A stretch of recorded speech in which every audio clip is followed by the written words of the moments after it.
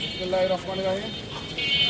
আজকে আমাদের উত্তরা 14 নং সেক্টর ল্যাবরেটরি কেন্দ্র কমিটির পক্ষ থেকে বিশেষ শেষে আমরা এখানে উপস্থিত হয়েছি।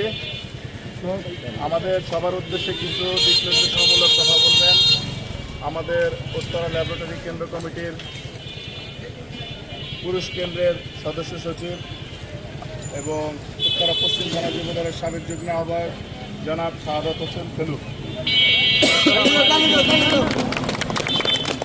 আমরা যারা আজকে জাহাঙ্গীর ভাই ধানের শীষের প্রতীক নিয়ে দাঁড়াইছে আমাদের ঢাকা 18 সন থেকে আমরা সবাই একটা ছোট মিছিল দিলাম।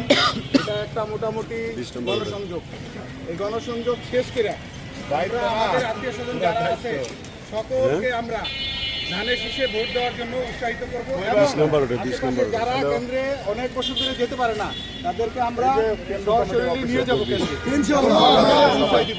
আমাদের অনেক দায়িত্ব আছে, সেই দায়িত্বগুলা আমরা নিজ ওই দায়িত্ব থেকে সবাই পালন করবো ইনশাল্লাহ।